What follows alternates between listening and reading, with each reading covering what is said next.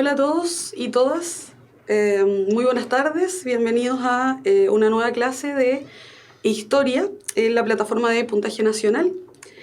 Hoy les doy la bienvenida a todos y a todos los que se están incorporando y durante la clase de hoy vamos a revisar el tema número 7 correspondiente a nuestra planificación, que como está señalado en la diapositiva, es la conformación del Estado-Nación en su segunda parte. Como ustedes pueden observar en la imagen, esta imagen va a ser muy representativa del proceso que vamos a revisar hoy, porque durante la clase pasada revisamos cuáles fueron los primeros pasos que siguió nuestro país, Chile, para ser un país independiente, para ser un Estado-Nación independiente.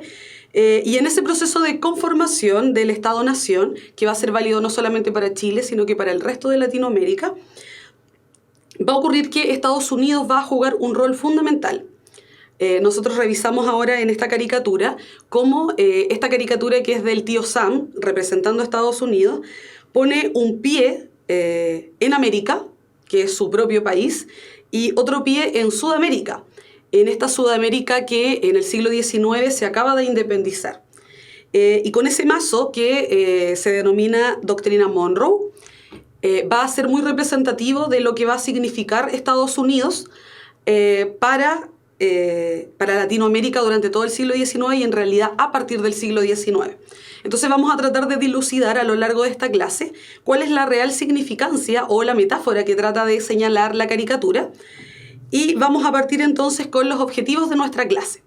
El día de hoy vamos a revisar 3 objetivos fundamentales. El primero de ellos, como está señalado en la diapositiva, tiene que ver con identificar las dificultades para organizar la naciente república en Chile. ¿Por qué fue tan difícil, en otras palabras, organizar este nuevo país que es Chile? En segundo lugar, vamos a analizar la guerra de Chile contra la Confederación Perú-Boliviana y entender por qué se gestó este conflicto y cuáles fueron las principales consecuencias que tuvo para Chile y su posición política y económica en Sudamérica. Y en tercer lugar, vamos a revisar la doctrina Monroe, que tal como está señalada allí en la caricatura, va a formar parte fundamental en la relación entre Estados Unidos y Sudamérica a partir del siglo XIX y hasta el día de hoy podríamos señalar. Entonces, estos van a ser nuestros 3 objetivos que vamos a revisar con detalle a partir de ahora. La primera pregunta que nos vamos a hacer, o en realidad no solo nosotros, sino que las personas que estaban organizando Chile en esa época, es qué va a ocurrir con esto que vamos a llamar República de Chile a partir de 1823. La clase pasada señalamos que el periodo de la independencia se había finalizado más o menos alrededor del año 1823, cuando culmina el gobierno de Bernardo O'Higgins, gobierno que de todas maneras no había terminado de muy buena forma, puesto que la aristocracia criolla le pide a O'Higgins dejar el gobierno en lo que nosotros llamamos la abdicación de O'Higgins. A partir de ahí, desde 1823 y hasta 1830 aproximadamente, los años son puntos de referencia para nosotros, vamos a entender que Chile va a iniciar un proceso de organización de la República. Este país que es nuevo, que fue una colonia durante 3 siglos, tiene que decidir ahora de qué manera se va a organizar tanto en lo político como en lo económico. Y ese proceso, que va a ser un proceso bastante complejo, al menos en el caso de Chile, va a tardar varios años. Si ustedes lo piensan, entre 1823 y 1830 hay 7 años. Y esos 7 años es bastante tiempo para organizar una república. Van a estar marcados fundamentalmente, en el caso de Chile, por estas 3 características fundamentales. La primera de ellas es que va a ser una época de aprendizaje político. Tradicionalmente a esta época se le llamaba una época de anarquía. Sin embargo, nosotros hoy no podríamos señalar que esto es así, puesto que es muy difícil que no se hubiesen cometido errores en esta época, porque la verdad es que nunca antes quienes llevaron a cabo este proceso de organización lo habían hecho. Por lo tanto, desde ese punto de vista, frente a la novedad y frente a lo difícil que es organizar algo que nunca antes hemos hecho, se va a iniciar una época que finalmente va a funcionar como un ejercicio de ensayo y error. De esos errores se va a aprender y en consecuencia eso va a dar como resultado una mejor opción de organización. En este sentido vamos a entender el periodo entre 1823 y 1830 como una época de aprendizaje político, por lo que ya señalaba anteriormente. En segundo lugar, va a ser una época de ensayos constitucionales también, en esta lógica del ensayo y error, no se va a promulgar solo una constitución, sino que en este breve periodo de tiempo se van a promulgar 3 constituciones, finalmente para dar con el modelo político que mejor representaba a Chile en ese momento histórico. Y en último lugar, vamos a hablar de un periodo donde se van a notar, sobre todo, muchas diferencias políticas entre 2 grupos que con el tiempo vamos a llamar conservadores y liberales. Si bien en la época de la independencia teníamos esta división entre patriotas y realistas, lo que va a ocurrir en esta época y a partir de 1823 más o menos, es que finalmente se van a ir definiendo posturas políticas que, si bien en un principio la aristocracia criolla en su conjunto formaba parte del grupo patriota, una vez llevada a cabo la independencia e iniciado ese proceso de consolidación de la independencia, al interior de esta misma aristocracia criolla antes patriota se van a producir divisiones políticas que finalmente los van a dividir en estos 2 grupos que vamos a conocer como conservadores y liberales y que vamos a explicar con detalle más adelante. Como les decía, y a propósito de lo último que dije, ¿cierto? Hacia 1823 vamos a entender que en Chile van a haber 2 grandes tendencias políticas. No podríamos hablar en esta época, sería un error señalar, que existían partidos políticos, puesto que los partidos políticos en general tienen una doctrina de pensamiento bien establecida. Sin embargo, en esta época, que es una naciente república, si bien no podemos hablar de partidos políticos, sí vamos a hablar de grupos políticos, y que en general se agrupan en 2 tendencias a grandes rasgos.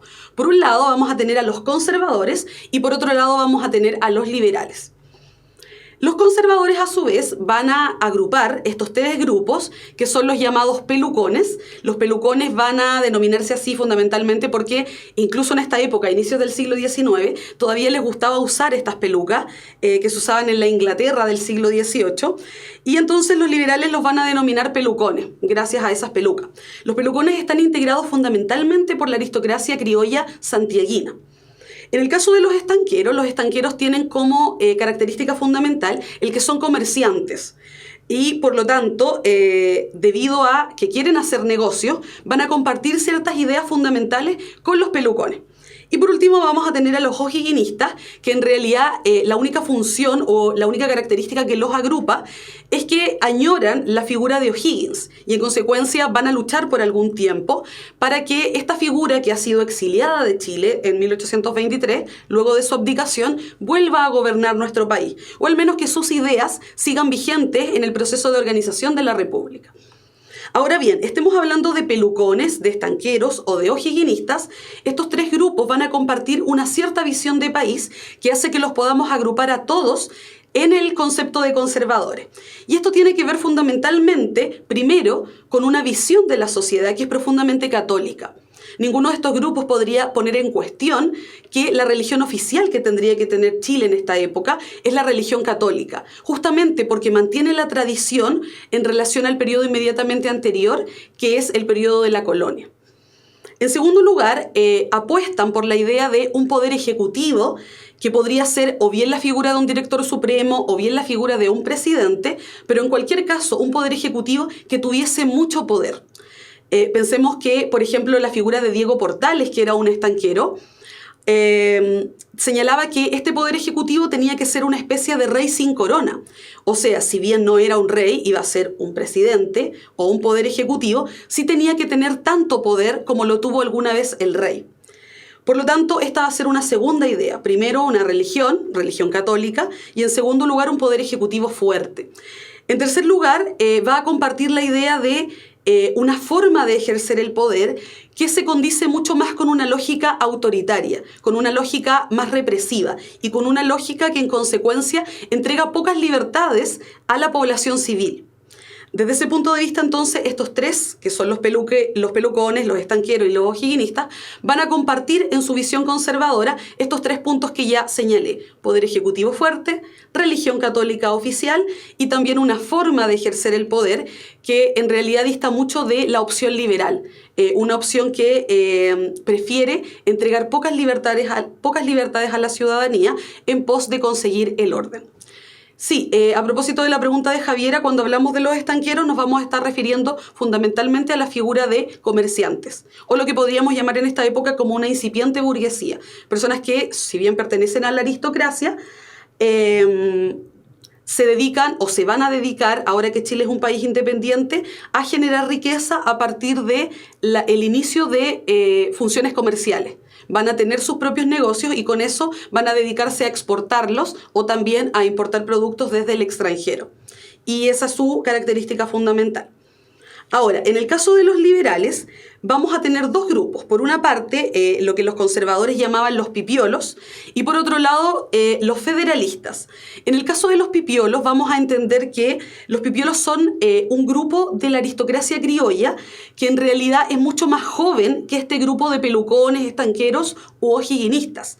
Finalmente, son un grupo que son hijos son una segunda generación y finalmente es la generación que viene después del proceso de independencia. Son hijos de estos grupos que llevaron a cabo el proceso de independencia. Entonces, estos pipiolos que son más jóvenes tienen una visión de la política que es un poco más liberal que la de los conservadores. Si bien comparten con los conservadores la visión económica del liberalismo, no van a estar de acuerdo con ellos en la interpretación que los pelucones hacen de cómo debería organizarse políticamente este país que es Chile. Los pipiolos, a diferencia de los pelucones, de los estanqueros y de los o'higginistas, apuntan a entregar una mayor cantidad de libertades políticas y civiles a la población, porque de esta manera esperan constituir una república que sea lo más democrática posible. Entonces, en este sentido, van a diferir fundamentalmente en, por ejemplo, opciones como quiénes deben votar en Chile. Porque justamente ellos apuestan al voto universal, por ejemplo, mientras que los pelucones apuntarían más bien a una especie de voto que fuera más restringido, que es lo que nosotros denominamos el voto censitario. En el caso de los federalistas, tal como su nombre lo señala, su nombre va a derivar fundamentalmente de la idea que tienen de organizar este país bajo el modelo político federalista, a imitación un poco de lo que observan del país del norte, que es Estados Unidos. Consideran que existiendo tanta riqueza en las regiones de Chile, en las regiones que no son Santiago, van a procurar, o en realidad van a luchar fervientemente contra el grupo conservador para que la forma de organizar este Estado no sea una forma unitaria, como es hasta la actualidad en nuestro país, sino que en realidad la forma de organizarse le dé cierta libertad a las distintas regiones para organizarse en un modelo federalista a imitación del modelo norteamericano. Desde este punto de vista, entonces, lo que está en azul, ¿cierto? Los nombres que están en azul son los grupos en particular que yo ya he señalado anteriormente, y lo que está en amarillo van a ser las dos grandes tendencias bajo las cuales nosotros podemos agrupar todas estas tendencias políticas. Y que hacia 1823, como repetí al inicio, si bien no podríamos hablar de partidos políticos, sí vamos a tener ciertos grupos o ciertas tendencias políticas que van a tener un conjunto de ideas que van a hacer que se agrupen o en torno a los conservadores o en torno a los liberales, dependiendo de si comparten o no unas u otras ideas. Teniendo en consideración esto, vamos a pasar al segundo punto, que tiene que ver con las constituciones que se promulgaron en este periodo, ¿ya? Yo les mencionaba al inicio de la clase que en esta época de los ensayos constitucionales vamos a tener tres constituciones, que son las que están señaladas en la diapositiva. La primera, de 1823, que se va a denominar, o la historiografía denomina, Constitución Moralista. La segunda, Leyes Federales, de 1826, y a continuación, en 1828, la llamada Constitución Liberal. Cada una de estas va a estar vigente en Chile por un breve periodo de tiempo, porque si se fijan, entre 1823 y 1830 se promulgaron estas tres constituciones. Por lo tanto, cada una de ellas no va a alcanzar a estar en vigencia por mucho tiempo, y eso va a explicar que se genere cierta inestabilidad política. Ahora, cada una de ellas se dejó de aplicar o finalmente permitió que se promulgara otra, justamente porque se consideraba que el contenido de cada una de ellas en distintos momentos no se aplicaba completamente o no se podía aplicar completamente a la realidad chilena. Entonces, de alguna manera, por ejemplo, las leyes federales o las personas que promulgan las leyes federales van a considerar que esta opción de leyes federales es mucho más positiva o se adecúa de mejor manera a la realidad chilena que la constitución anterior, que es la moralista, y la constitución liberal entonces va a considerar que es una mucho mejor opción al lado de las leyes federales. En este sentido, si tuviésemos que agruparlo de acuerdo a las tendencias políticas que revisamos anteriormente, la Constitución moralista va a representar fielmente el pensamiento conservador, mientras que las leyes federales y la Constitución liberal, como sus mismos nombres lo indican, van a representar mucho más fielmente el pensamiento de los liberales. En cualquier caso, vamos a revisar cada una de ellas de manera particular. Partamos por la primera, que es la Constitución moralista, ¿ya?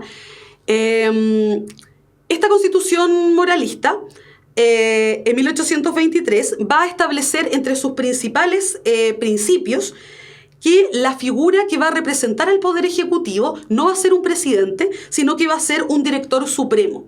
Ustedes tienen que tener en consideración que en esta época en que se viene recién saliendo de un periodo colonial, donde la única figura de autoridad que conoce la aristocracia criolla es la figura del rey, la figura de director supremo va a ser una especie de transición entre la figura del rey y la figura del presidente como la conocemos actualmente.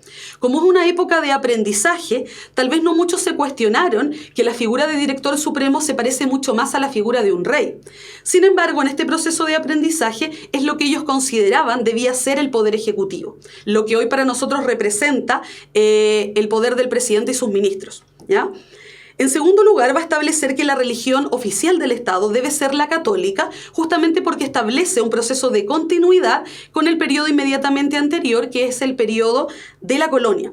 Y entonces consideraban que esa tradición debía mantenerse en el tiempo. En tercer lugar, va a establecer la existencia de un Congreso y, en consecuencia, entonces, la figura del poder legislativo. El Congreso se va a encargar de legislar, o sea, de aprobar, reprobar o discutir leyes. Y también tiene un artículo que es muy particular y razón por la que se le llama una constitución moralista, porque esta constitución pretendía regular la vida privada de las personas. Esto quiere decir, en otras palabras, que el Estado, bajo algún mecanismo que se iba a idear en esa época, debía encargarse de constatar o en realidad cerciorarse en la práctica de que todos los ciudadanos que integraban este país fueran personas moralmente intachables. El problema de este artículo es que en realidad era poco probable de aplicar en la práctica porque el Estado no tenía ningún mecanismo para poder asegurarse de que todos sus ciudadanos tuvieran una conducta moralmente intachable. ¿Moralmente intachable para quién? Porque había que hacerse esa pregunta. ¿Para qué grupo de la sociedad? ¿Qué significaba ser un ciudadano moralmente intachable en esta época? Y finalmente, ¿qué institución o qué autoridad podía cerciorarse en la práctica de que un ciudadano, para ser ciudadano, pudiera tener esta conducta o no tenerla? Finalmente, si no era una persona moralmente intachable, ¿qué consecuencias podría haber tenido en la práctica eso? Que, por ejemplo, no se les permitiera votar o no se les permitiera participar en política. En cualquier caso, en esta época, esta Constitución recibió muchas críticas, justamente por el último artículo, que es que pretendía regular la vida privada de las personas, porque consideraban que el Estado no tenía la capacidad para poder asegurarse de cumplir esta función. Y por eso muchos de los liberales, además de criticarla, de cuestionarla, propusieron un nuevo modelo, que es lo que nosotros denominamos leyes federales de 1826. Si bien esto nunca llegó a ser una constitución en sí misma, se promulgaron varias leyes en el Congreso que tenían tendencia a parecerse a un modelo federal. Por eso nosotros le llamamos leyes federales y no constitución. Tenía tres características fundamentales. La primera de ellas es que establecía que Chile se iba a dividir político-administrativamente en 8 provincias. A continuación, establecía que cada una de esas provincias iba a tener un representante y para poder llegar a acuerdos en relación a cómo se iba a organizar este país, se iba a designar una asamblea provincial donde iban a participar todos los representantes de cada una de las provincias y finalmente donde se iban a tomar la mayor parte de las decisiones. Esta asamblea provincial iba a cumplir funciones legislativas, por lo tanto es bastante parecido a lo que podría haber sido un congreso si pensamos en la Constitución moralista del 23. Y por último, establece una novedad en relación a la Constitución anterior, porque establece la figura de un presidente. Entonces vamos a pasar desde la figura de un director supremo a algo que es mucho más actual y que va en la línea del liberalismo político, porque establece la figura de un presidente como poder ejecutivo. Ahora, el problema de las leyes federales no tienen que ver con que el federalismo no se pudiese aplicar en nuestro país, sino que en realidad quienes presentaron mayores objeciones a este tipo de modelo político fue la aristocracia criolla santiaguina.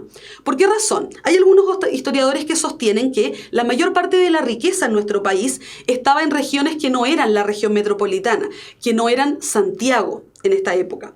Por lo tanto, la aristocracia santiaguina consideraba que de existir un modelo federal, eso le iba a dar mucha autonomía a las regiones y finalmente la mayor parte de la riqueza se iba a concentrar en regiones que estaban en un lugar distinto de donde estaban las principales instituciones de gobierno, que era Santiago.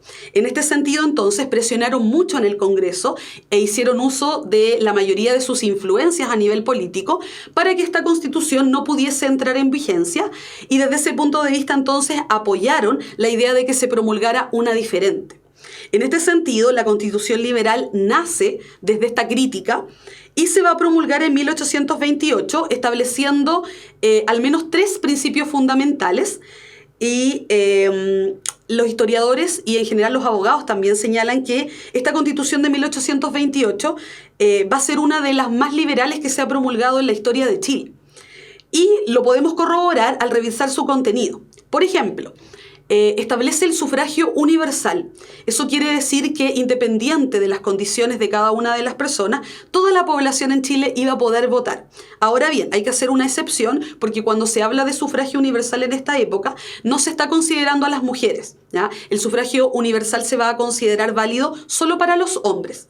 Pero a ese grupo de hombres que puede votar y que cumple la edad suficiente, no se le va a pedir ningún otro requisito más que el de tener cierta edad y el de saber leer y escribir. En segundo lugar, va a establecer la tolerancia religiosa, que es bastante novedoso para esta época, considerando que la mayoría de la aristocracia criolla es católica de tradición.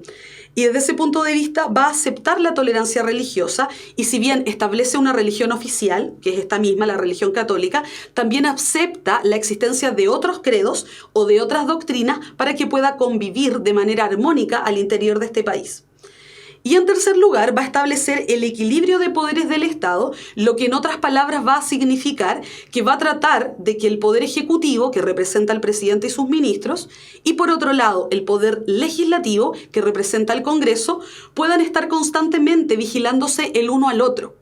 Y desde ese punto de vista, entonces, ni uno ni otro tenga tanto poder como para poder decidir cuál va a ser el destino del país. Si ustedes revisan la historia de nuestro país, nos vamos a dar cuenta que hubo momentos en que el Poder Ejecutivo concentró mucho poder. Y hubo otros momentos en que el Parlamento o Congreso concentró mucho poder. De alguna manera los liberales consideraban que ni uno ni otro tenía que tener tanto poder, sino que más bien cada uno debía ser independiente del otro y también cumplir la labor de vigilar constantemente al otro para que pudieran realizar de manera adecuada su poder, ¿ya? No vamos a hablar de Estado laico todavía, porque a propósito de lo que señala Emilio, porque el Estado laico es algo que recién va a aparecer en nuestras constituciones a partir del año 1925, cuando se promulgue en ese año dicha constitución. Y solo a partir de entonces vamos a poder hablar de Estado laico. En esta época, la Constitución Liberal del 28 establece como religión oficial la católica, sin embargo agrega otro artículo donde señala también que hay tolerancia religiosa. Eso es lo que hoy nosotros podríamos llamar un Estado laico. Sin embargo, en esa época no se utilizó todavía esta palabra, ni este concepto. Por eso no lo vamos a señalar así, ¿ya? Entonces, si bien, claro, lo usáramos con la terminología actual, podríamos decir que eso significa, en otras palabras, ser un Estado laico. Sin embargo, en esta época, ninguna de las personas que se dedicaba a política lo utilizó como concepto, sino que más bien lo reemplazaban por el concepto de tolerancia religiosa. Porque en realidad era bastante atrevido en esta época hablar de Estado laico cuando hay un porcentaje importante de la población que todavía se consideraba profundamente católica. Entonces, como ustedes observan a lo largo de la revisión de estas 3 constituciones, y a propósito de lo que señala Javiera, hubo muchos artículos o algunas partes de estas constituciones que se podían aplicar perfectamente a la realidad chilena, pero otros, ¿cierto?, no se podían aplicar y en realidad nunca entraron en vigencia. Como les decía al inicio, cada una de estas constituciones estuvo poco tiempo vigente porque, a propósito de ese mismo comentario, no se podía aplicar todo o solo se aplicaban algunos aspectos. Y es otra de las razones, ¿verdad?, por la que nosotros llamamos a esta época una época de aprendizaje político. Efectivamente, de esta se podía aplicar esto, de esta otra podíamos aplicar este otro concepto, y en ese proceso de ensayo y error entonces hay un aprendizaje que va a llegar a su punto de culminación cuando se promulgue la Constitución de 1833, en que se van a recoger distintos elementos de estas constituciones y va a ser una constitución muy duradera en el tiempo, ¿ya? No, esto es en Chile. Estamos hablando ahora particularmente de la realidad chilena, a propósito de la pregunta. Vamos a pasar a lo siguiente.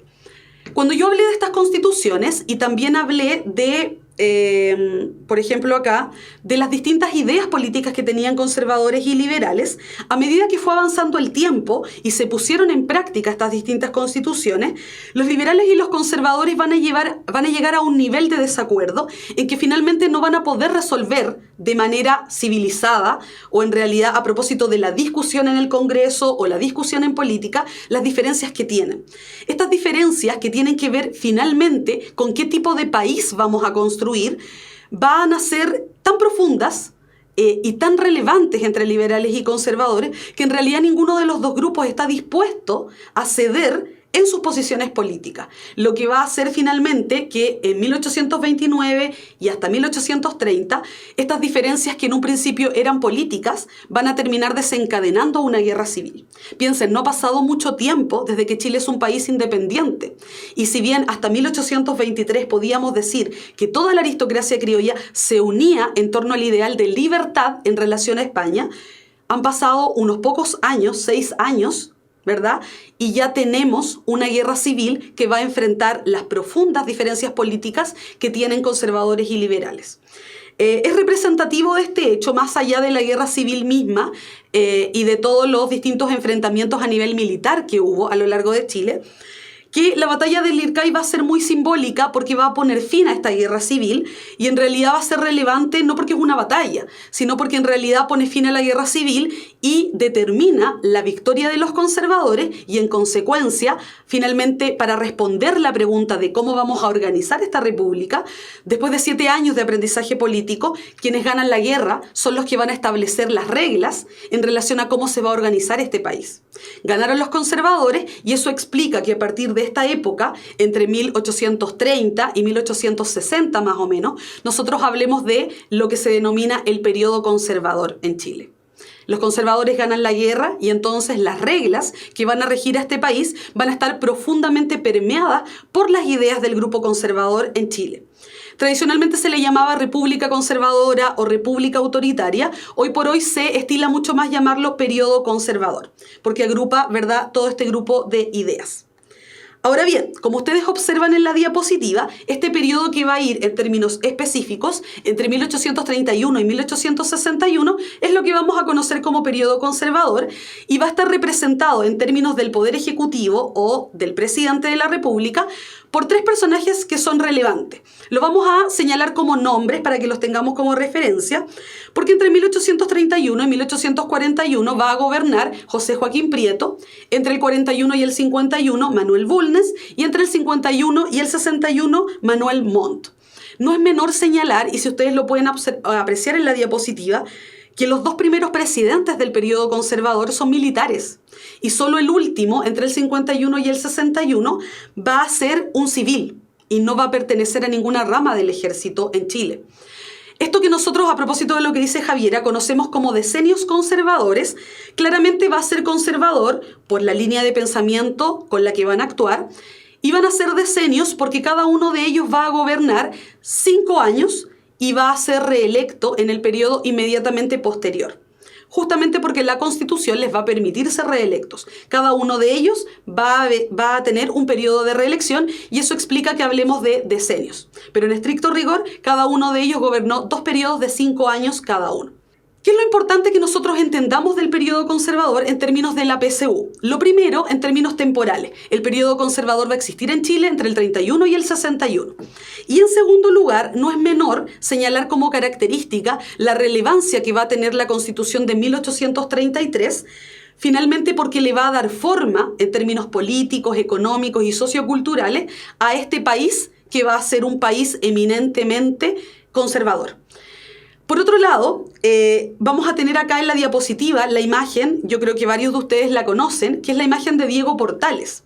Justamente por la relevancia que este personaje va a tener, no solo en la promulgación de la Constitución de 1833, sino también en la forma en cómo políticamente se va a creer que es la forma correcta de organizar este país. Vamos a partir primero por la Constitución de 1833 y luego vamos a hablar de la figura de Diego Portales. Cuando hablamos de la Constitución de 1833, tenemos que tener en consideración que para organizar Chile va a establecer tres características fundamentales.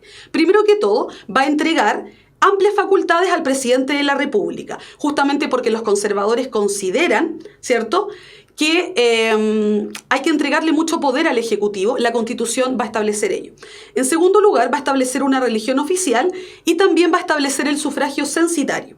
Y lo que vamos a hacer ahora es reexplicar cada una de estas en detalle. Vamos a partir por el primero. La Constitución de 1833 va a entregar amplias facultades al presidente de la República, o lo que vamos a denominar también poder ejecutivo. Esto va a significar, en otras palabras, dos aspectos. Por una parte, va a tener mucho poder porque va a poder decretar estado de sitio. Y en realidad, cada vez que el presidente de la República considere que hay una situación de emergencia a nivel nacional, una situación que se escapa a la regla o de anormalidad constitucional que pudiera afectar la vida de cada uno de los ciudadanos en este país, entonces la Constitución le permite decretar el estado de sitio. Lo que en otras palabras significa que, por haber una situación anómala en términos constitucionales, el presidente puede restringir ciertas libertades o eliminar ciertas libertades que en un estado de normalidad constitucional tienen todos los ciudadanos. Por ejemplo, cuando hay estado de sitio, se limita la libertad de prensa, se limita, por ejemplo, la libertad de prensa por un lado, se puede limitar también la facultad de las personas de caminar libremente por la calle, lo que nosotros conocemos como el toque de queda. Y desde ese punto de vista, entonces, el estado de sitio permite que el presidente de la República considere que hay libertades que no pueden ser utilizadas por los ciudadanos, a las que no pueden recurrir porque hay una situación anómala. Esto es muy importante en la época conservadora porque los tres presidentes de los que ya hablamos anteriormente van a utilizar constantemente esta facultad que les entrega la Constitución.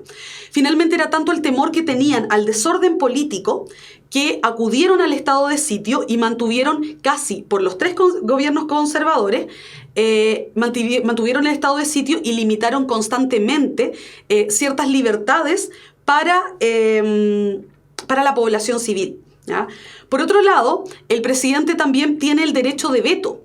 El derecho de veto que le entrega la Constitución significa, en otras palabras, que aun cuando el Congreso haya aprobado una ley, si el presidente de la República considera que esa ley no se debe aplicar, puede finalmente eliminarla. Y desde ese punto de vista, no permitir la aprobación de una ley, aun cuando ésta haya sido aprobada por el Congreso. Y en consecuencia, si el presidente lo decide, esa ley no va a entrar en vigencia. En tercer lugar, puede prohibir leyes aprobadas por el Congreso, como lo señalaba anteriormente, y esto va a significar, en otras palabras, que va a tener el derecho de veto. En última instancia, la Constitución del 33 va a permitir al presidente de la República ser reelecto y, como les señalaba al inicio de la clase, eso va a permitir que cada uno, Prieto, Bulnes y Montt, gobierne 2 periodos presidenciales de 5 años cada uno. Entonces, volviendo atrás, la primera característica de la Constitución del 33 es que entrega amplias facultades al presidente de la República, como por ejemplo, ¿cierto?, el estado de sitio, el derecho de veto y la reelección presidencial. El derecho de veto, a propósito de la pregunta de Harold, es solo posible en su propio gobierno. Entonces, puede vetar leyes siempre que esas leyes pertenezcan al ámbito estricto de su propio gobierno. José Joaquín Prieto, por ejemplo, no podría haber vetado una ley del presidente Montt ni del presidente Bulnes. Por lo tanto, eso es válido solo durante su periodo presidencial. Pasemos a la siguiente. Establece una religión oficial. Ahí vemos la imagen de la Catedral de Santiago durante el siglo XIX. y va a establecer que en Chile la religión oficial es la católica, apostólica y romana, y agrega particularmente un artículo que es muy relevante en la historia de Chile, porque señala que va a ser con la exclusión del ejercicio público de cualquier otra. Esto va a significar, en otras palabras, no solo que en Chile la religión oficial es la católica, sino que también va a significar que cualquier otro culto o cualquier otra doctrina religiosa que no sea la católica se puede practicar en Chile, pero solo de manera privada. De manera pública, las personas que profesen otra doctrina, otra religión, no pueden manifestarlo públicamente, porque la religión oficial va a ser la católica. Y esto va a generar varios conflictos durante el siglo XIX hasta que se promulguen ciertas reformas a la Constitución y las leyes laicas fundamentalmente en la segunda mitad del siglo XIX. Sin embargo, por ahora, ¿verdad?, va a ser la católica, apostólica y romana, y se va a excluir el ejercicio público de cualquier otra. En tercer lugar, y no es menos importante, la Constitución del 33 va a señalar que el sufragio en Chile no es universal, sino que es censitario. La palabra censitario significa, en otras palabras, que va a restringir el voto y en realidad va a poner ciertos requisitos a las personas que están en edad de votar para que en la práctica puedan ejercer su voto. En el caso de Chile, los requisitos en esta época van a ser fundamentalmente tres. Primero, tienen que ser hombres, y eso en realidad nadie lo pone en discusión. En esta época nadie está pensando en el voto femenino, sino que es un acuerdo transversal a conservadores y a liberales que los que tienen que votar son hombres. En segundo lugar, si son casados, tienen que ser mayores de 21, y si son solteros, mayores de 25. En segundo lugar, tienen que saber leer y escribir. Y en tercer lugar, si cumplen los otros dos requisitos, además tienen que acreditar tener alguna propiedad o una renta de determinado monto que se iba fijando todos los años para poder votar. Si ustedes lo piensan, el sufragio censitario tiene como objetivo fundamental que no todo el mundo pueda votar en Chile. Si pensamos a inicios del siglo XIX, es un porcentaje inferior al 5% de la población en nuestro país la que cumplía con esos tres requisitos. Por lo tanto, claramente el objetivo que hay detrás de este voto censitario es restringir la participación política solo al grupo que integraba la aristocracia criolla. Y desde ese punto de vista se estimaba que al no votar tantas personas y solo votar en su mayoría miembros de la aristocracia criolla, la probabilidad de que hubiese desorden político iba a ser menor, porque claramente esta aristocracia tiene en su mayoría más puntos de acuerdo entre ellos que con otros miembros de la sociedad que podían pertenecer a lo que más tarde vamos a llamar la clase media o el grupo de los trabajadores o campesinos. Entonces, justamente la Constitución, para poder consagrar este orden, va a establecer el sufragio censitario y lo va a limitar a un cierto grupo de personas. En cualquier caso, si ustedes se dan cuenta, la Constitución de 1833 le va a entregar a Chile una temprana estabilidad política, ¿no? De alguna manera, Diego Portales, que es el que está retratado en la imagen que nosotros observamos, va a señalar que solo la Constitución le puede entregar orden político a Chile. Y en este sentido, la Constitución va a establecer lo que nosotros más tarde vamos a llamar este orden portaliano, que en otras palabras va a significar, fíjense en estos tres conceptos que yo pongo acá en la diapositiva. Por una parte, la Constitución del 33 va a establecer un sistema autoritario. ¿Por qué autoritario? Porque hay un presidente que tiene mucho poder y que en realidad, más que presidente, como decía Portales, se parece a un rey sin corona. Y justamente ese autoritarismo va a permitir que haya mucho más orden en nuestro país. En segundo lugar, es una constitución que establece un orden conservador. La Constitución va a decir que la religión oficial en Chile va a ser la católica y ninguna otra. Por lo tanto, las normas sociales de conducta van a estar dirigidas a partir de lo que la Iglesia Católica señala como moral o inmoral, correcto o incorrecto.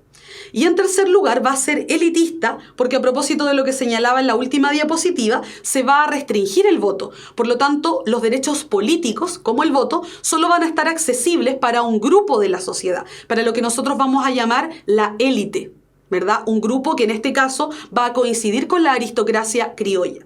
En cualquier caso, hablemos de autoritarismo, de conservadurismo o de elitismo, estos tres factores van a permitir, y que van a estar consagrados en la Constitución del 33, que Chile tenga una temprana estabilidad política. Y es lo que va a hacer que muchos, por ejemplo los ingleses, señalen que Chile va que Chile es la Inglaterra de Sudamérica.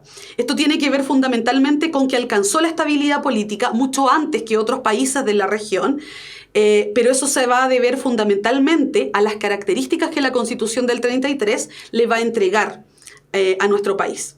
Entonces, claramente el orden no hubiese sido posible de conseguir tan tempranamente si no hubiese sido una constitución tan autoritaria, tan conservadora y tan elitista. Pero más allá de estos cuestionamientos, lo que sí es cierto es que sí permitió conseguir un orden muy rápidamente, ¿ya? Fíjense ahí lo que dice Diego Portales, ¿verdad? Palo y bizcochuelo justa y oportunamente administrados son los específicos con los que se cura cualquier pueblo, por inverteradas que sean sus malas costumbres. Entonces, de alguna manera, lo que hace Portales acá es retratar la forma en cómo él piensa que debe organizarse este país. Es lo que hoy, y muy coloquialmente, nosotros diríamos la mano dura. Si queremos organizar un país, si queremos que haya verdaderamente orden en lo político, en lo económico y en lo social, hay que claramente establecer la mano dura. Y de ahí que la Constitución del 33 le dé tanto poder al presidente de la República. Pasemos por otro lado, a la organización económica, y ahora nos vamos a desmarcar un poquito de lo político y de la figura de Portales para volver a hablar de él en unos momentos más. Cuando hablamos de la organización económica, ustedes tienen que tener en consideración dos cosas. Lo primero es toda la cantidad de reformas y medidas que se tomaron en Chile para organizar esta economía que por primera vez va a poder integrarse al comercio internacional. Y en segundo lugar, hay que tener en cuenta qué cosas en términos económicos se van a mantener en Chile en relación al periodo colonial. Vamos a revisar la primera. Como se trata de incorporar a Chile, arribita de la imagen lo dice, incorporar a Chile a la economía mundial después de haber estado vetada esta posibilidad porque el monopolio comercial lo impedía en la época colonial, lo que va a hacer el gobierno de José Joaquín Prieto, el de Bulnes y el de Montt, es organizar la economía en base a todos estos puntos que yo señalo. Primero que todo, la creación de almacenes francos en Valparaíso.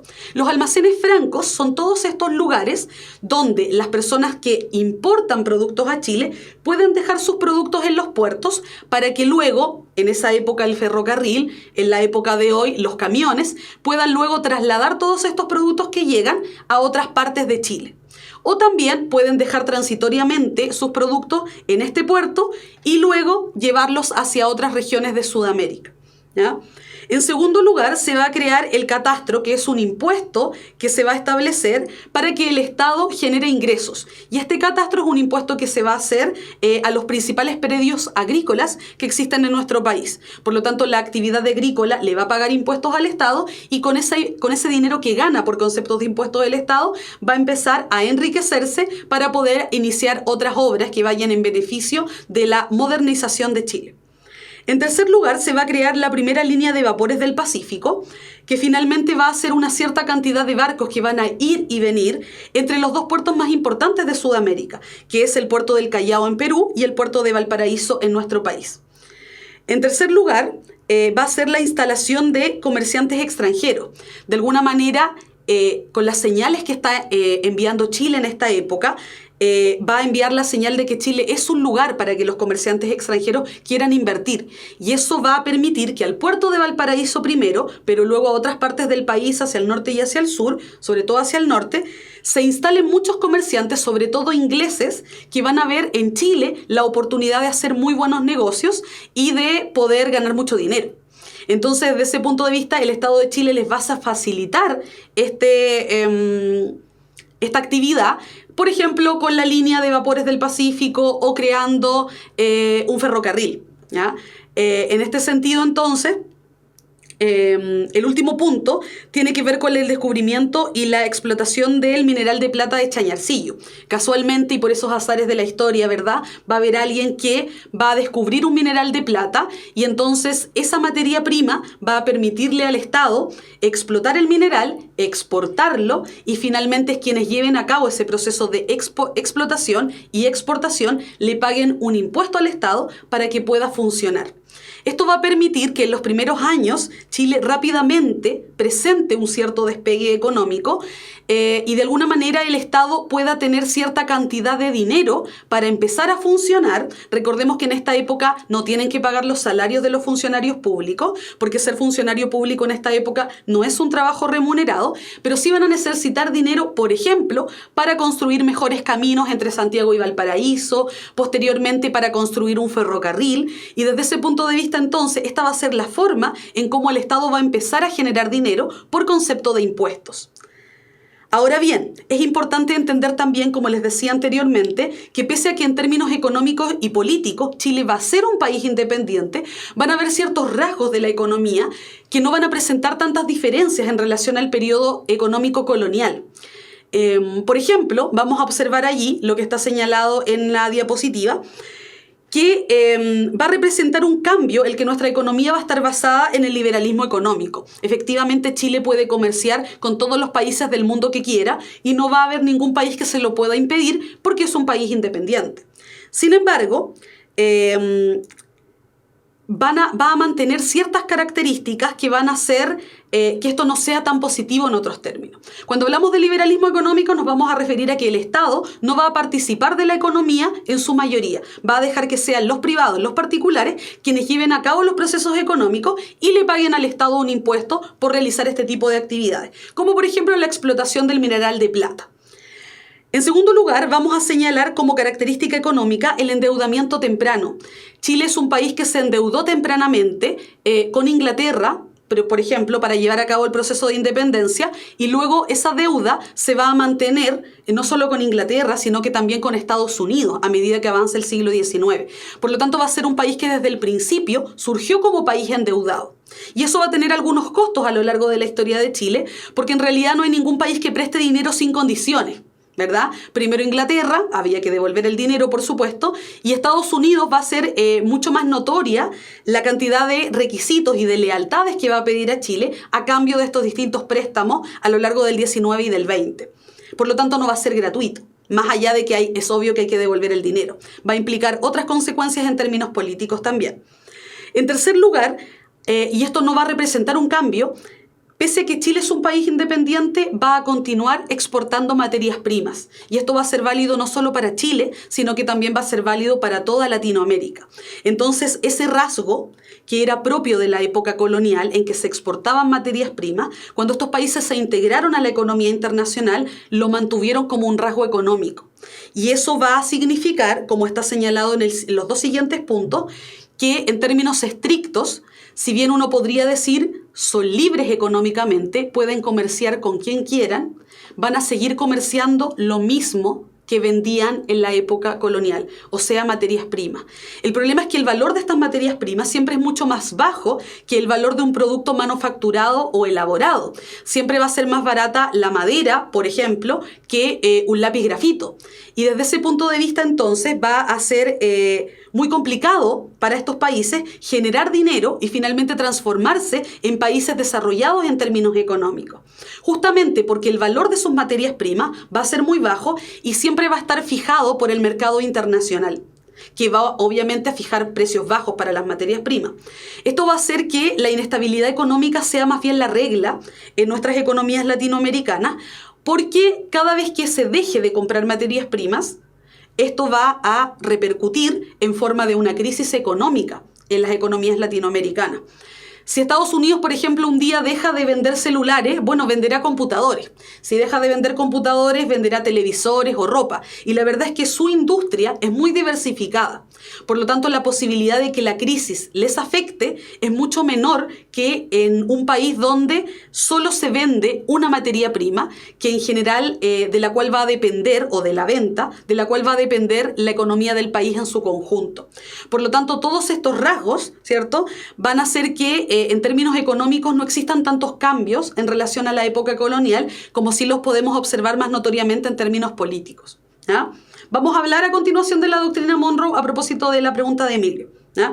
Entonces, por un lado, estas son las medidas que tomó el Estado chileno para generar riquezas, al interior del mismo Estado, y esto tiene que ver con las características de nuestra economía y con los rasgos de la época colonial que se mantuvieron en el tiempo. Vamos a hablar, ahora vamos a pasar a un siguiente tema, y justo a propósito de la pregunta de Emilio, que tiene que ver con la doctrina Monroe. Yo les señalaba recientemente en la diapositiva anterior que Chile se va a mantener como un país endeudado desde que Chile es Chile. Desde inicios del siglo XIX, primero con Inglaterra, después con Estados Unidos. Ahora, en el caso de Estados Unidos, eso va a significar, durante todo el XIX y durante la mayor parte del siglo XX, que Chile va a tener una cierta y especial lealtad hacia la política económica norteamericana. Y esto tiene que ver fundamentalmente con lo que en esta época se llamó la doctrina Monroe. La doctrina Monroe, que es relevante que ustedes entiendan, muy relevante para la PSU, tiene que ver fundamentalmente con una frase que se asocia a la figura del presidente Monroe y que, como está señalada en la diapositiva, dice América para los americanos. Y esto, en otras palabras, fíjense en el juego de palabras, América para los americanos. Y esto, si lo analizamos bien, que es una metáfora, por supuesto, señala que, como están las dos caricaturas, en las dos que observamos en la diapositiva, tiene que ver con la posición que va a tomar Estados Unidos frente al colonialismo europeo. A inicios del siglo XIX, Estados Unidos ya ha llevado a cabo su proceso de independencia y está expectante, observando el resto del continente, cómo llevan a cabo sus propios procesos de independencia. Pero este interés, lejos de tener que ver con cuestiones eminentemente políticas, como por ejemplo la ampliación del liberalismo político en Sudamérica, y en Centroamérica también, tiene que ver fundamentalmente con cuestiones que son económicas. Estados Unidos va a apoyar todos los procesos de independencia latinoamericanos, de España, de Portugal y en algunas regiones de Francia, por ejemplo, o Inglaterra, justamente porque tiene un interés económico en la región. Cuando señala América para los americanos, lo que está diciendo, y fíjense en la caricatura que yo tengo al lado, está mirando a las principales potencias económicas europeas, principalmente Inglaterra y Francia, y les está señalando lo siguiente en la caricatura que está más abajo. Cuando estos países sean independientes, Estados Unidos no va a permitir, ¿cierto?, que otras potencias económicas, que no seamos nosotros mismos los norteamericanos, vengan a involucrarse en los asuntos políticos o económicos de esta región que es Sudamérica. Entonces, cuando marca esta línea, ¿cierto?, el tío Sam, en la caricatura que está abajo, marca esta línea que dice doctrina Monroe. En otras palabras, lo que está diciendo es América, o sea, Latinoamérica, Centroamérica, Sudamérica, no pertenece a las potencias europeas. Latinoamérica pertenece a los americanos. Por lo tanto, quienes van a decidir cuál es el destino político y económico de esta región no pueden ser ustedes. No vamos a permitir que se entrometan en los asuntos económicos o políticos de la región, sino que vamos a ser nosotros, los Estados Unidos de América, quienes van a tomar ese tipo de decisiones. Por eso el gorro del tío Sam está puesto en Sudamérica, ¿verdad?, en esta caricatura que yo tengo al lado. Si ustedes pueden observar, ¿verdad?, se van a dar cuenta que tiene su gorro puesto allá, de alguna manera marcando un territorio. Sudamérica es territorio de los norteamericanos. Por lo tanto, en términos mucho más diplomáticos, lo decía el presidente Monroe, vamos a cuidar que las independencias o los procesos de independencia de Latinoamérica se mantengan independientes durante el tiempo. Pero no les interesa tanto la independencia política. Lo que les interesa es que es un mercado, ¿verdad?, que es muy potente para que los Estados Unidos puedan ir a invertir. Entonces les interesa que sean países políticamente independientes para que en términos económicos se transformen en socios comerciales de Estados Unidos. Desde este punto de vista, entonces, la doctrina Monroe, se señala, va a ser una doctrina fundamental que va a explicar por qué las relaciones económicas entre Chile, entre Latinoamérica y Estados Unidos han sido desde el siglo XIX tan estrechas. Claramente hay un interés económico norteamericano en la región, en sus recursos naturales, en su mercado, que es la población finalmente latinoamericana que compra todos estos productos, no solo hasta el día de hoy computadores, celulares, lo vemos también en el cine, y por lo tanto el América para los americanos va a significar, en otras palabras, que el destino político de esta región lo va a marcar Estados Unidos. Entonces, esto es curioso porque por un lado nosotros podríamos decir que son países políticamente independientes y económicamente independientes, pero observamos cómo después de la independencia de España va a venir otro, aunque en realidad nunca tan frontalmente, sino en términos mucho más sutiles, a controlar la economía y la política de estos recién independizados países. Por lo tanto, la doctrina Monroe, como está señalado allá, va a definir la posición de Estados Unidos en relación a Latinoamérica y al resto de las potencias. Por eso, mucho más tarde, cuando ocurre la Revolución Cubana, va a volver a ser relevante la doctrina Monroe, justamente porque a Estados Unidos no le interesa, en el contexto de la Guerra Fría, que una potencia como la Unión Soviética, con un ideal político y económico absolutamente contrario, se entrometa en la región a través, ¿cierto?, de Cuba, porque la doctrina Monroe señala, en otras palabras, que ese destino que estaba siguiendo Cuba, y que lo vemos hasta el día de hoy, va en contra de los intereses norteamericanos en la región. ¿Ah? Ahora, a propósito de la pregunta de Javiera, ¿cierto? Pregunta si no es un riesgo que Estados Unidos quiera expandirse dentro de América. Lo que ocurre es que Estados Unidos no lo piensa así. Estados Unidos no piensa que se va a expandir territorialmente, no va a formar un imperio como en algún momento lo pensó Napoleón o como lo pensó el rey de España. La verdad es que la forma de expandirse es mucho más sutil, porque si bien va a respetar la independencia política de cada uno de esos estados, por ejemplo, va a tener un mecanismo de control económico cuando les presta dinero.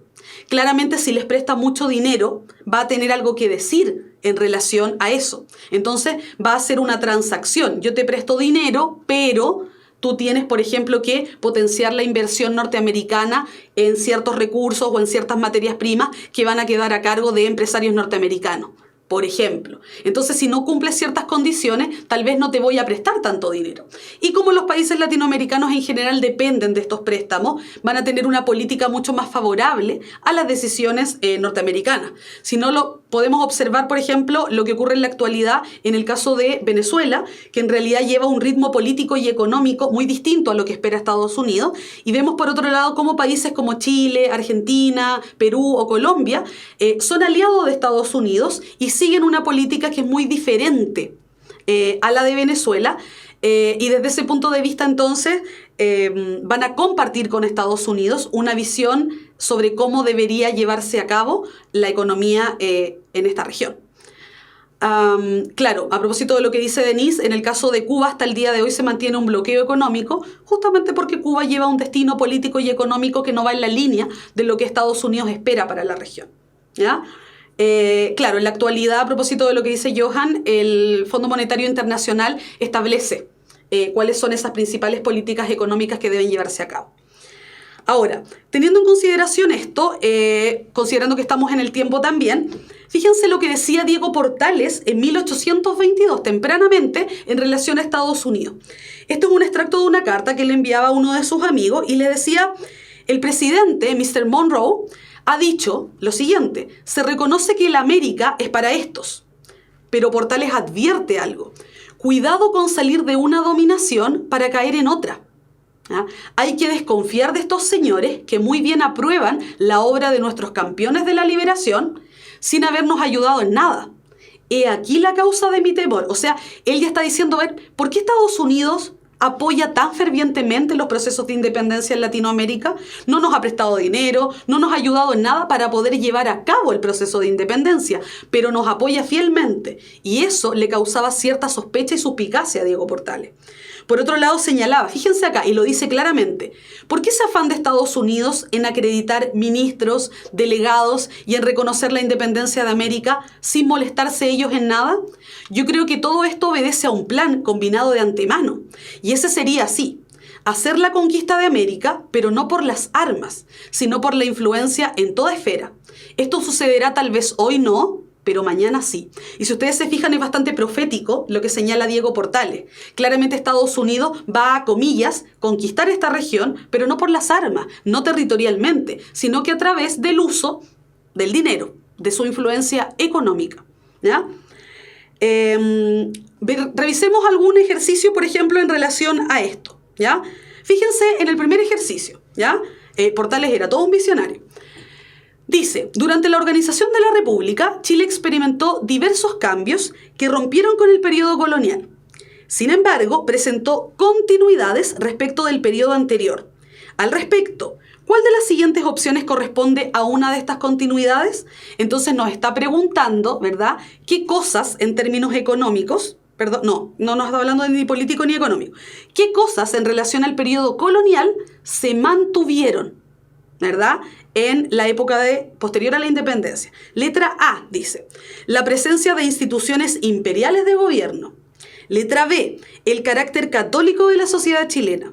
Letra C, el ordenamiento jurídico constitucional. Y letra D, la orientación laica de la educación pública. Letra E, el monopolio estatal del comercio. Entonces ustedes observan, a propósito de lo que señalan Camilo, Emilio también, que respondieron la pregunta, la respuesta correcta es la letra B.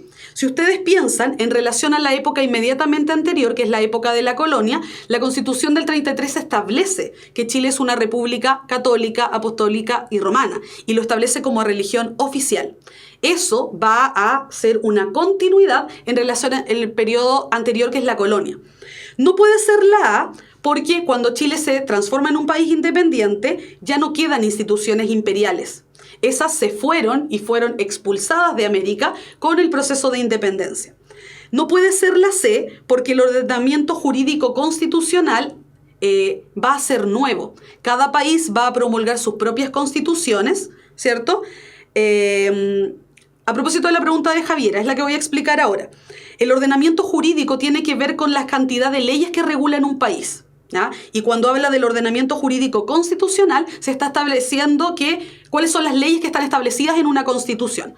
No puede ser correcta porque cada país, cuando se independizó de España, promulgó sus propias leyes. Por lo tanto, las leyes antes españolas ya no van a seguir vigentes en ninguna parte de esta región sudamericana, ¿ya? No es la D, porque la orientación laica de la educación pública solo va a ser posible en Chile a partir de 1925, cuando la Constitución establezca que Chile es un país laico. Por lo menos hasta esa época no va a ser posible, y en esta época la educación pública va a ser profundamente católica también. No olviden ustedes que no hasta hace muy poco la religión o la asignatura de religión en nuestro país, en los colegios públicos, era obligatoria también. Hoy no lo es en muchos colegios, pero hasta hace muy poco lo siguió siendo. Y la letra D, el monopolio estatal del comercio, no puede ser correcta porque una vez que estos países se independizaron, el monopolio comercial se eliminó como forma de llevar a cabo las relaciones comerciales entre Chile y el resto de los países. Por eso la letra correcta es la letra B. Vamos a revisar, por ejemplo, esta siguiente pregunta. Fíjense. La doctrina Monroe, en 1823, es considerada una de las políticas norteamericanas que define las relaciones entre los Estados Unidos y Latinoamérica. Entre los objetivos centrales que perseguía esta doctrina, cabe destacar el siguiente. Letra A. Favorecer las relaciones comerciales entre países latinoamericanos. Letra B. Resguardar los territorios de las comunidades indígenas americanas. Letra C. Establecer una alianza militar entre Estados Unidos y América Latina.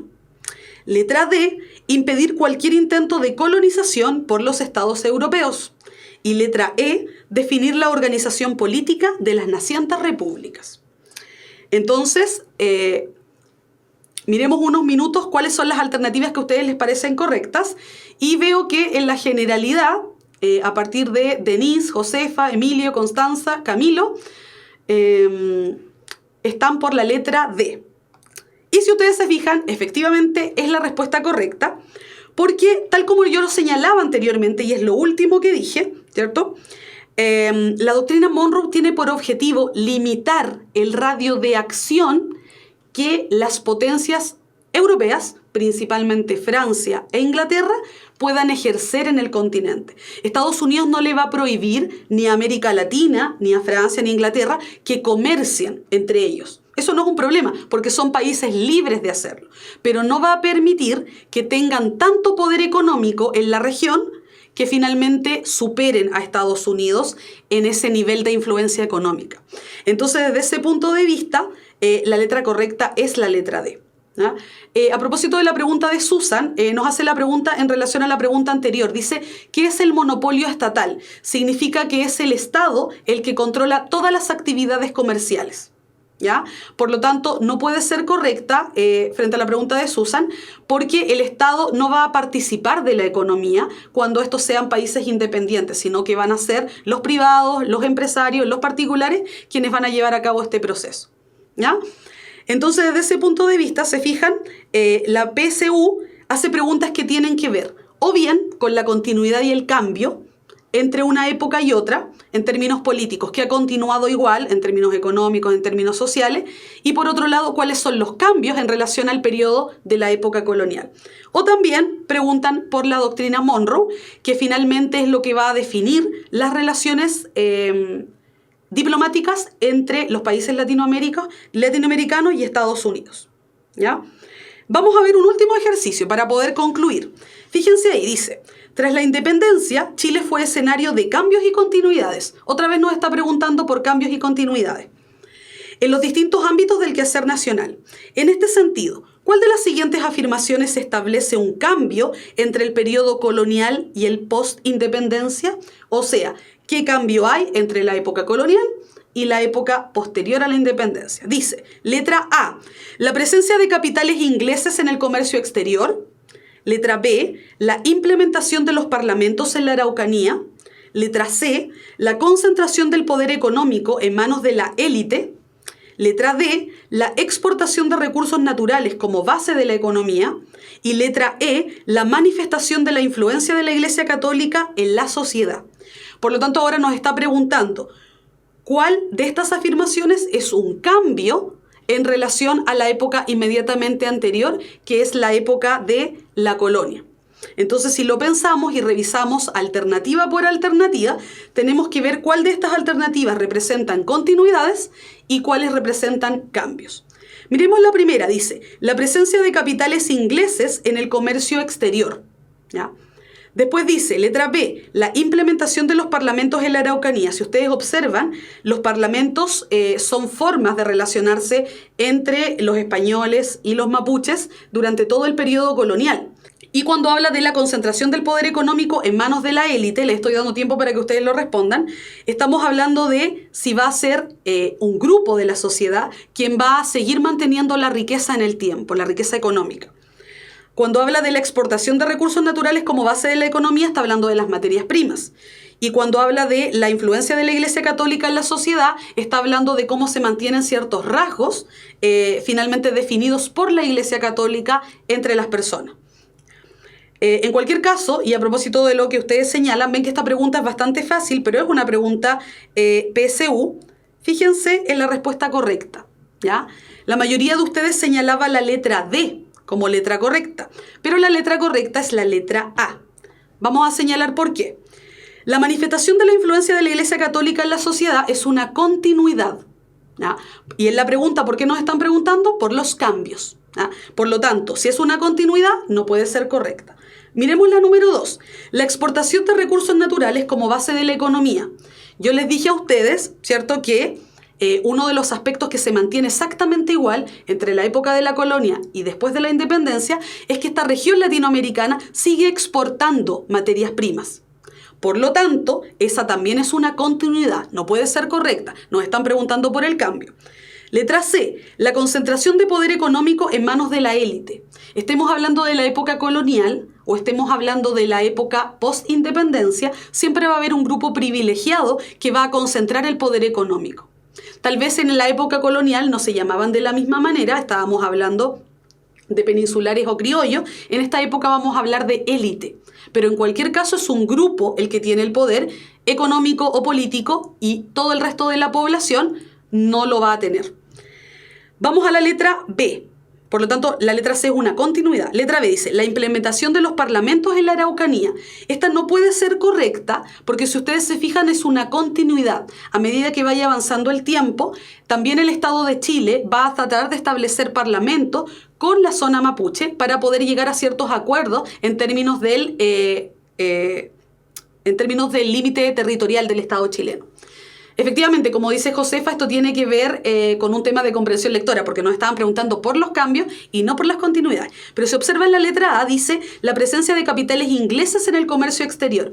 Claramente esta es la correcta y va a ser un cambio en relación a lo anterior, porque en la época colonial el monopolio comercial impedía que Chile pudiese comerciar con otras potencias, pero también que otras potencias pudiesen venir a comerciar con Chile o con cualquier otra colonia, y tampoco podían invertir en esta región.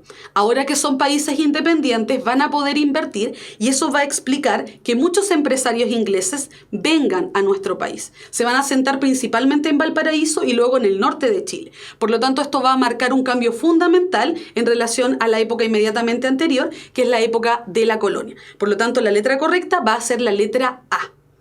¿Ya? Ahora, voy a dejar que ustedes vayan pensando sus preguntas porque nos quedan solo unos minutitos. Y voy a hacer una síntesis de los contenidos. Me voy a poner un poquito más al lado para que lo puedan revisar. En la clase de hoy revisamos algunos aspectos fundamentales, ¿ya? Primero que todo, la organización de la República en Chile fue un proceso lento y complejo.